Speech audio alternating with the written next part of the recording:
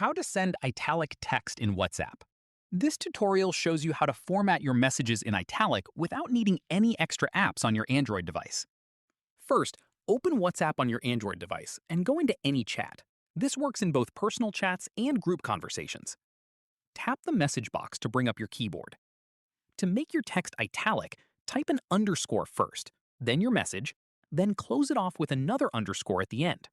Make sure there are no spaces between the underscores and your text, or the formatting won't apply. So it would look something like this. Hello, how are you? As soon as it's typed correctly, WhatsApp will automatically show a preview of the text in italic format before you even hit send, so you can confirm it looks right before sending it out.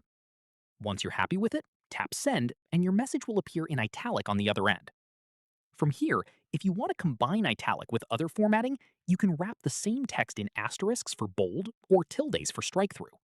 WhatsApp supports multiple formats at once, so you can mix and match however you like. And that's it. If this guide helped you format text in WhatsApp, give it a like, subscribe for more Android tutorials, and tap the bell icon so you never miss a new upload. See you in the next one.